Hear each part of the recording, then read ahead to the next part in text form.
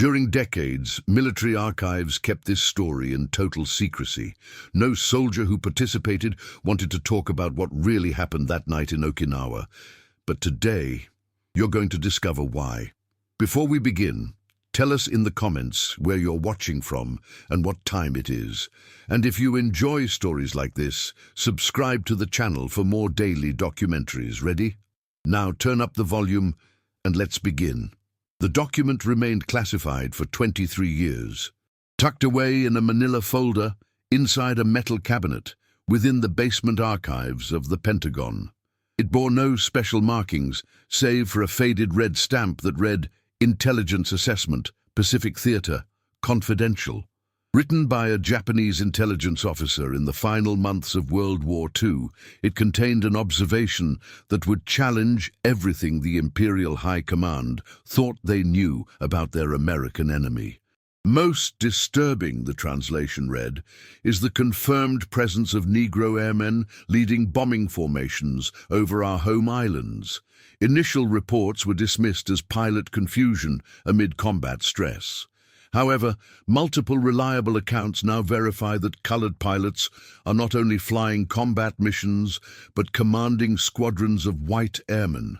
This contradicts all our intelligence regarding American racial hierarchy and military organization.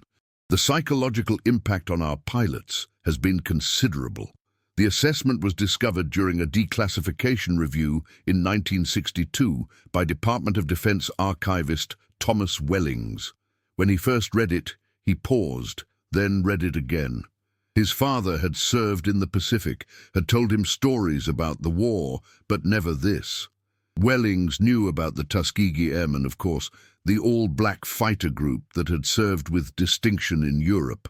But their deployment to the Pacific Theater, and especially in leadership roles over integrated units, contradicted the official history. I remember thinking, this couldn't be right. Wellings later recalled in an oral history recorded in 1967. We'd been told the Negro pilots were strictly in Europe, strictly segregated.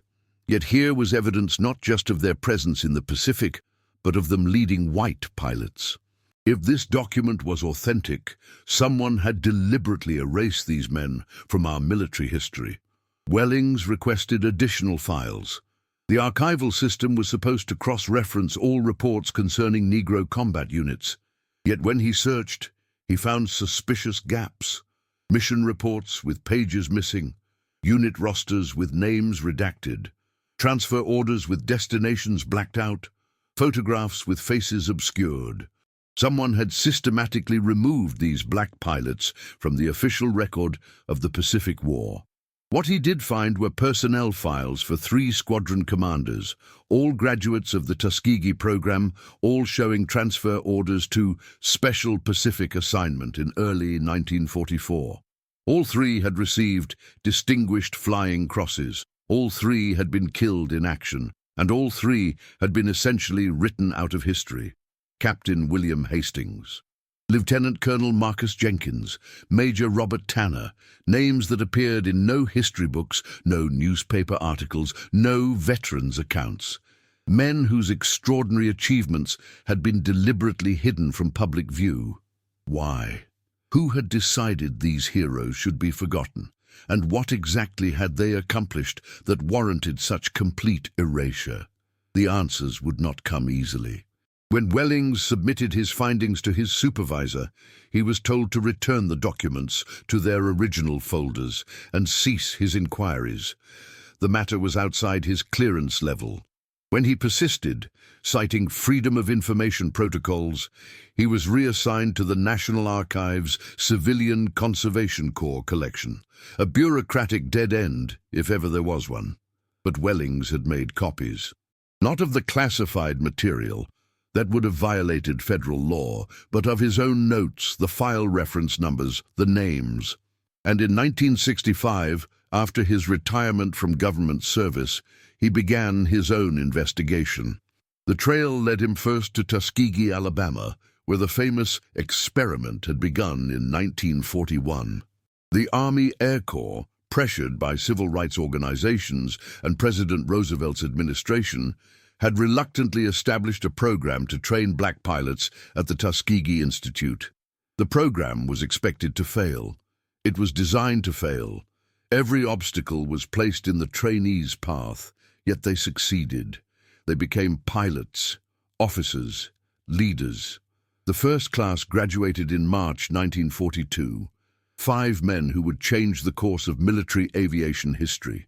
By 1943, the Tuskegee Airmen were deployed to North Africa and Italy, flying escort missions for bomber groups attacking Nazi Germany. Their record was exemplary, their loss rate minimal. They became known as the Red Tails for the distinctive paint scheme on their aircraft.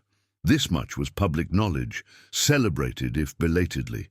But what Wellings discovered was that not all Tuskegee graduates went to Europe. Some, the very best according to their training records, were diverted elsewhere under orders so secret that not even their families knew where they had gone. In October 1943, 18 Tuskegee-trained pilots received orders transferring them to Chandler Field, Arizona. Their personnel files showed arrival, 2 weeks of specialized training, then transfer to Pacific Theater operations. After that, the official record went silent. Their achievements, their sacrifices, their very existence had been erased from American military history. Why? The obvious answer was racism. The U.S. military remained segregated until 1948, when President Truman signed Executive Order 9981. The idea of black officers commanding white airmen would have been anathema to many in the military hierarchy, but this explanation seemed too simplistic. If racism alone were the cause, why not simply prevent these men from serving in such roles? Why erase them after the fact? Wellings believed something else was at work. Something about their specific mission had been deemed too sensitive for acknowledgement. And after 2 years of research, interviews with surviving Tuskegee instructors, and correspondence with Pacific War veterans, he began to piece together the truth. It started with a crisis. By mid-1943, American bombing campaigns against Japanese installations were proving less effective than anticipated. Bomber losses were high, coordination was poor, and pilot inexperience was taking a toll. Major General Willis Hale, commander of 7th Air Force, requested pilots with exceptional navigation skills and formation discipline to serve as pathfinders and mission leaders. Meanwhile, Colonel Benjamin O. Davis, Jr., commander of the Tuskegee-trained 332 fighter group in Europe, had noted that several of his pilots had demonstrated extraordinary aptitude for navigation and leadership, but they were being underutilized in segregated squadrons. A Pentagon staff officer named Colonel Richard Carmichael saw an opportunity. Carmichael had observed the Tuskegee program and been impressed by its graduates. He had also spent time in Japan before the war and understood something crucial about Japanese military psychology. Their absolute certainty that Americans would never place black servicemen in positions of authority. The Japanese believe their propaganda about American racial hierarchy, he wrote in a memo discovered among his papers after his death in 1959. This presents a psychological warfare opportunity that may save American lives. Carmichael proposed a radical experiment. Select the finest black pilots from Tuskegee, train them as lead navigators and formation commanders, and deploy them to the Pacific to guide bomber streams against Japanese targets. The Japanese would never expect it. They would be looking for white mission commanders, focusing their defenses accordingly. The very racism that Japan expected from America could be turned against them. The plan reached General Henry Hap Arnold, commanding general of the Army Air Forces. Arnold, though no racial progressive, was a pragmatist who recognized the potential benefits. In August 1943, he authorized what was officially designated Operation Inverse, though this name appears in no public records of World War II operations. 18 black pilots were selected from the Tuskegee program. Their criteria for selection included exceptional navigation skills, leadership ability, and psychological resilience. Many had advanced education, engineering degrees, mathematics backgrounds. Most had faced discrimination all their lives, yet maintained what their evaluations called positive disposition and command presence. Captain William Hastings had been a mathematics instructor at Howard University before the war.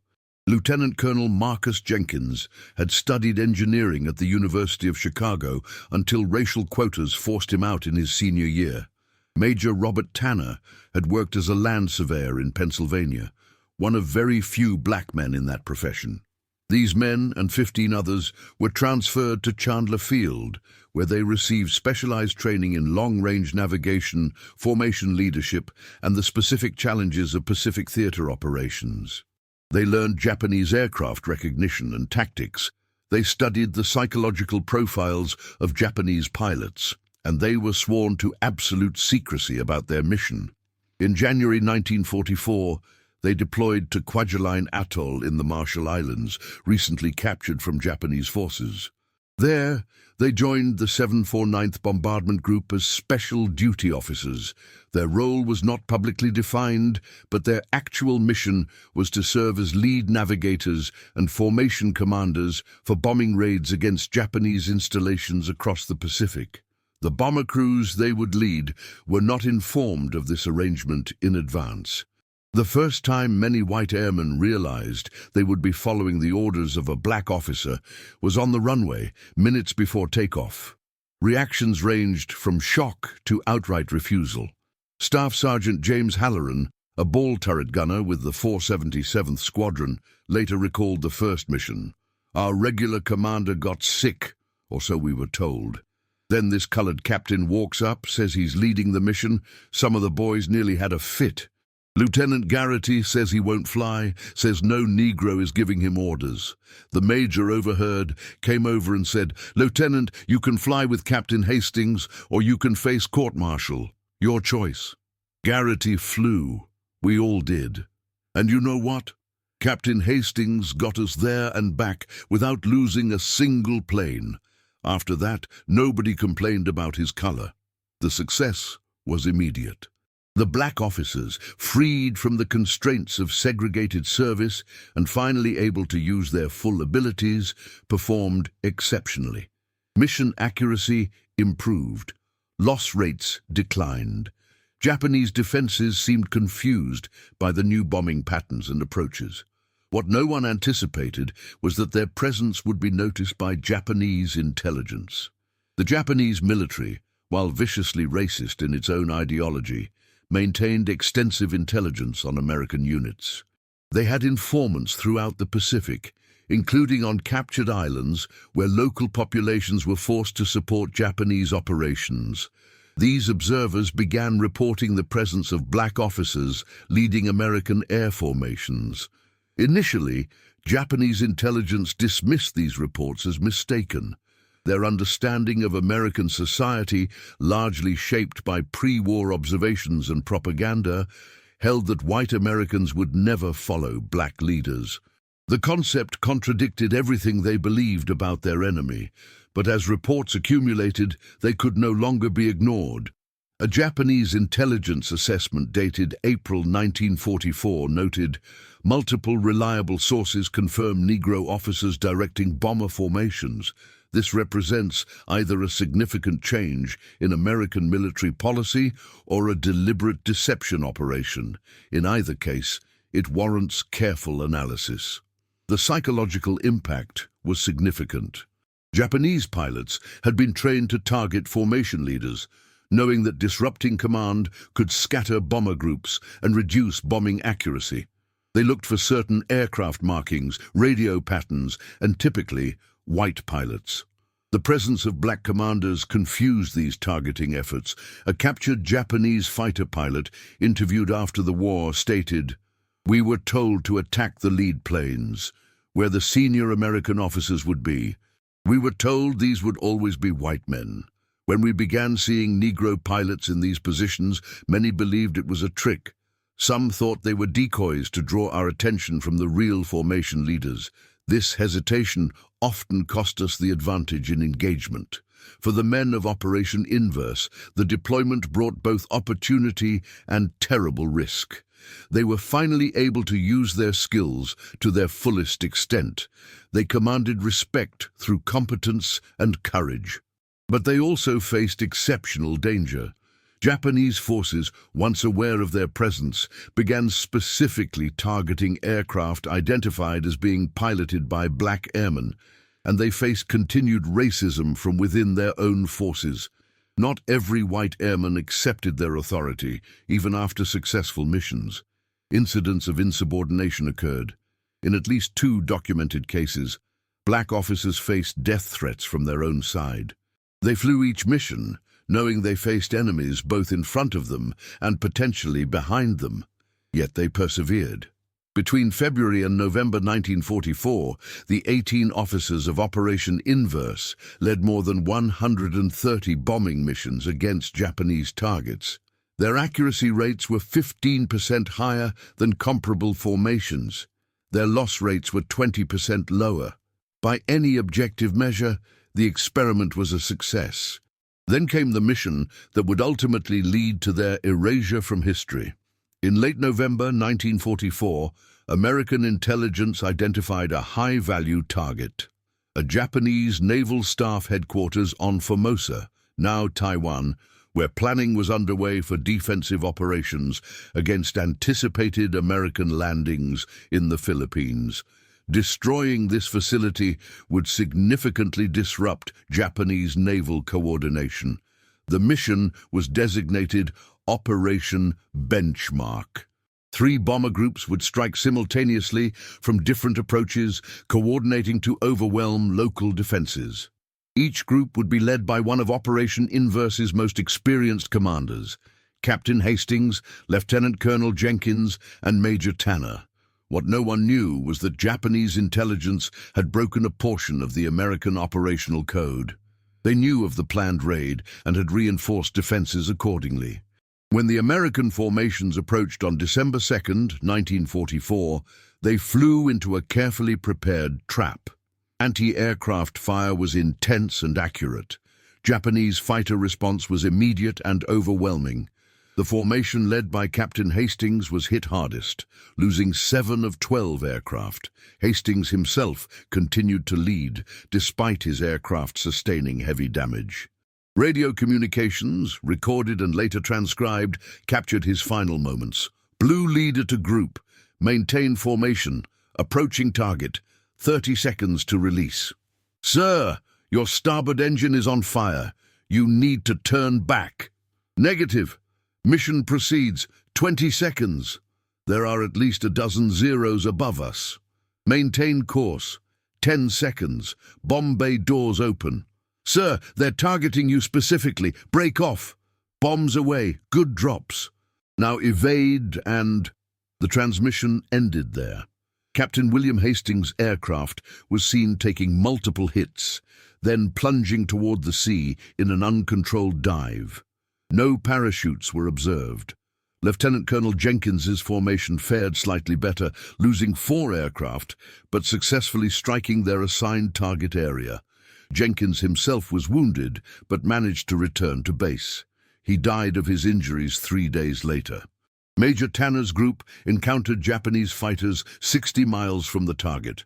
Radio transmissions indicate he deliberately drew enemy fighters toward his own aircraft to allow the remainder of his formation to proceed. His last recorded words were, "They're following me. Proceed to target. Someone make sure my wife gets my letter."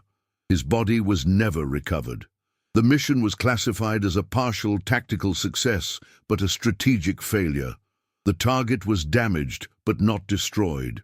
More significantly, the losses among the Operation Inverse leadership were devastating. 3 of their most experienced officers were killed in a single day. 5 more would be lost in the following weeks, as Japanese forces specifically targeted aircraft identified as having black pilots. By January 1945, Operation Inverse was effectively over. The surviving officers were reassigned to training duties away from combat zones. Their mission, their achievements, and in some cases their very existence began to be systematically removed from official records. The question remains, why? Why erase the contributions of these brave men? Why deny them their place in history? The answer appears to lie in the convergence of racism, military politics, and Cold War imperatives. The immediate cause was likely the reaction of certain senior military leaders to the success of Operation Inverse. The performance of the black officers challenged deeply held racist beliefs about black capabilities and proper social order. Rather than acknowledge that their prejudices had been proven wrong, these leaders chose to bury the evidence. Help us bring this story to more people. Like the video, comment if you were already familiar with this case, and subscribe to our channel. Now, we return to the moment when everything changed. This suppression was facilitated by the classified nature of the operation because it had involved psychological warfare elements, specifically exploiting Japanese racial assumptions. It was already subject to secrecy provisions. This made it relatively easy to extend that secrecy to cover the entire program and its personnel. But the more complete explanation emerged only in the 1960s, when Cold War politics transformed how America presented itself to the world. As the United States competed with the Soviet Union for influence in newly independent African nations, the American civil rights struggle became an international liability. Soviet propaganda highlighted American racial discrimination as evidence of hypocrisy. How could America claim to lead the free world while denying basic rights to its own citizens based on race? In response, the US government began promoting stories of black achievement and gradual progress toward equality. In this context, the story of Operation Inverse became problematic in multiple ways. It revealed not only historical discrimination, but active suppression of black military achievement. It showed that when military necessity dictated, integration had been possible as early as 1944, which raised uncomfortable questions about why it took until 1948 to desegregate the armed forces and even longer to meaningfully implement that policy. So the secrecy continued, even as other formally classified World War II operations were being publicly acknowledged. The men of Operation Inverse remained officially forgotten, until Thomas Wellings found that Japanese intelligence document in 1962. Wellings's discovery might have remained buried in bureaucratic obscurity had he not in 1965 made contact with Catherine Tanner, widow of Major Robert Tanner. Mrs. Tanner had spent 20 years believing her husband died, leading a training flight that crashed in bad weather near San Diego. The official explanation provided by the War Department in 1945. When Wellings shared his findings, she was initially disbelieving, then angry, then determined to uncover the full truth. Together, they began contacting families of other Operation Inverse officers, former airmen from the bomber groups they had led, and sympathetic military historians. They faced obstacles at every turn. Files remained classified. Freedom of information requests were denied on national security grounds. Former airmen who had served with the black officers were often reluctant to speak, some from lingering racism, others from having been sworn to secrecy, and many from shame at how these men had been treated. But gradually, evidence accumulated. A former clerk at Pacific Air Force's headquarters remembered processing unusual transfer orders. A bomber gunner recalled the shock of seeing a black captain giving orders to white officers, and the greater shock of seeing how effectively that captain led under fire. A Japanese military historian found references in Imperial Navy records to special instructions regarding Negro American flight leaders. Most significantly, in 1966, they located retired Major General Edward Conley, who had been a staff officer involved in the initial planning of Operation Inverse. Elderly and ill, Conley decided to break his silence. "I've lived with this for 20 years, he told Wellings in a recorded interview, with the shame of knowing what we did to those men. They served with distinction, saved countless American lives, and we erased them. We made them disappear because they performed too well, showed up too many people's prejudices. I'm not going to die with this still hidden. Connolly provided dates, names, mission details, enough to force the Pentagon to acknowledge at minimum that these men had existed and had served in the Pacific Theater. Further pressure from civil rights organizations, several sympathetic congressmen, and persistent journalists finally led to a limited declassification review in 1967. The review confirmed the core of Wellings's discoveries. Operation Inverse had been real. 18 black pilots from Tuskegee had indeed served as lead navigators and formation commanders in the Pacific. They had performed exceptionally well, and their contributions had been deliberately removed from official histories. On September 30th, 1967, a small ceremony was held at the Pentagon. The surviving officers of Operation Inverse, just 7 men by that time, were publicly acknowledged and awarded medals they had earned but never received. The families of those who had died received posthumous honors. Secretary of the Air Force Harold Brown called their service a proud chapter in our history that should never have been hidden. But the acknowledgement came with significant limitations. Many details remained classified. No comprehensive official history was authorized. Media coverage was minimal and quickly overshadowed by Vietnam War reporting. For most Americans, the story of these remarkable aviators remained unknown. The full operational records of Operation Inverse remain classified even now. The complete list of missions, the total impact of their service, the details of how their achievements were erased. Much of this information is still hidden in sealed archives, protected by decades-old security classifications that have never been fully reviewed. What we do know comes from fragments, personal recollections, partial declassifications, discovered documents, and the persistent research of historians like Thomas Wellings. From these fragments, we can reconstruct a story of extraordinary courage, technical excellence, and leadership shown by men who served a country that wasn't prepared to acknowledge them. We know they faced the triple burden of combat, racism from their own forces, and specific targeting by an enemy that recognized their significance. We know they performed with distinction despite these challenges, and we know that for decades their story was deliberately suppressed. Perhaps most significantly, we know that their example disproved contemporary claims about racial capabilities and military leadership. At a time when segregationists argued that integration would undermine military effectiveness, these men demonstrated the exact opposite, that talent and courage transcended racial categories, and that artificial barriers based on race only deprived America of the full contribution of all its citizens. For the men themselves, recognition came too late. Of the 18 original officers in Operation Inverse, 11 died during or soon after the war.